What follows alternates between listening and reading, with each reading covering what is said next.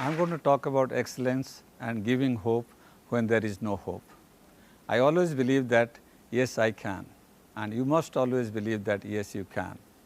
If growing up in a very small village in this country, I can grow up to become a heart surgeon and give the best result in heart surgery and put up one of the best cardiac hospital in the country, so can you. I always believe that you must have a dream, and you must also have a very big dream. Don't dream small. You must always have a dream, and your dream must always be very big. But having a dream alone is not going to take you anywhere unless you have got a clear-cut roadmap for how you are going to achieve the dream, and you love what you want to do, and you are passionate about it. My dream started in my childhood to become a doctor. To do that, I wanted to go to the best school available in my village, which was 7 kilometers away, even though I had another school which is very nearby. I have to walk 14 kilometers every day and rainy season in mud to go to the school to get a better education. In the high school, again that dream of becoming a doctor got a further boost when the first heart transplant in the world was performed in 1968. It was a front page news all over the world. As a child, I thought, maybe why can't I become also a heart surgeon?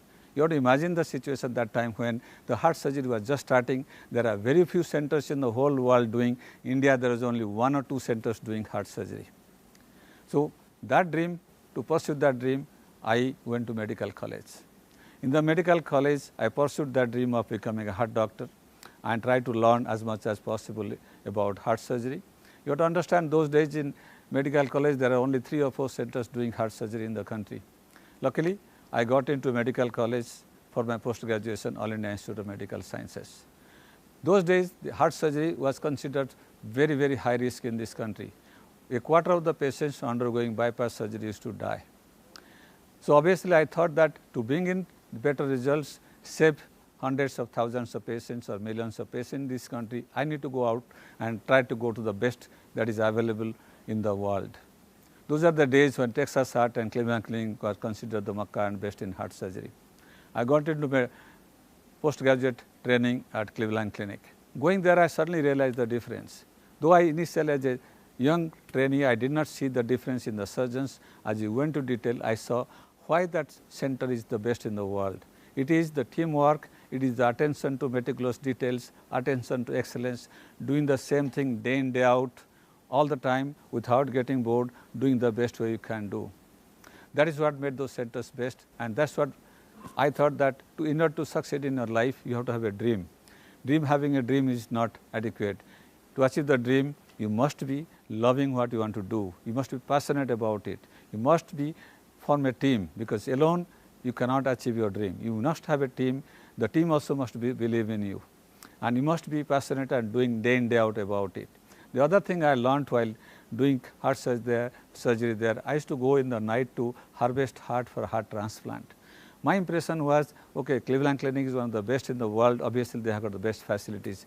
When I went to these small village town hospitals, I saw how good, well equipped, how well in infrastructure overall, how much they are.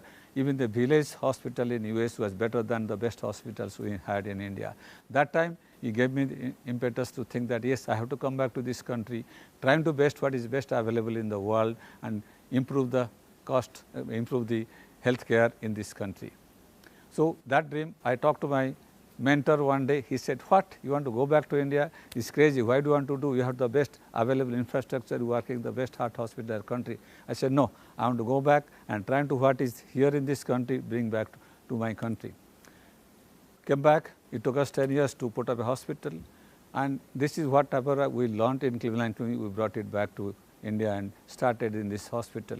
Within a span of 3 years, this was recognized among the best in the country, and every hospital in the country came visited our hospital to see what is the infrastructure, how the hospital is laid down, how every single patient need is looked after, how the infection control practices are followed, because as you know today, the large number of patients who go to the hospital, lot of them die from infection acquired in the hospital. So these are the things that we learned, and every hospital in the country since then have been following it. In the process, we have been saving hundreds and thousands of patients' life. You have to see the situation 1984 when I got trained, a quarter of the patient undergoing surgery is to die. Today, less than 1% of the patients undergoing surgery in this country die from in heart surgery. Today, heart surgery has become common. There are more than 1,000 centers doing heart surgery. They are saving lives of more than 1 million people in a year, angiography, angioplasty and bypass surgery. Another thing I learned during my training is always give hope when there is no hope. Always give a hope to a patient. So when the patient thinks that everything lost, his patient is going to die. One incident stands out very well in my memory. During my training, there was this patient named Kartar Singh who was very sick. He has got multiple valve problems. He was swollen up, couldn't breathe, could not lie down even. We have to prop him up to make him lie in the ICU. So one of my surgeons went and decided to operate. I asked, sir, whoever operating, he's going to die. He said, if I don't operate, 100% he is going to die. If I operate, at least 1% chance is there. I will take that 1% chance. He operated. The patient had a very stormy post-op course, but it took a month for him to recover. But I remember one thing, on the first day after surgery, he passed almost 16 liters of urine. That much water was accumulated in the body. So he got discharged, went home. Around a year later, I was doing my outpatients in Cleveland, in All India Institute. The Sardar comes in, asks me, sir, can you see me out of turn? I said, no, there are too many patients there. I'll see later on. He said, sir, please, don't you remember me? I'm Sam Kartar Singh. I was shocked to see a person who was dying 1 year walking around. That's not the end of the story. When I asked him, what are you doing? He said, sir, I'm a truck driver. I'm driving a truck from Punjab to Kolkata. That day I realized that even a person who thinks or everybody thinks is dying, try to work, save him. Try to operate, never say no to him, don't refuse him, and the person can lead a good life.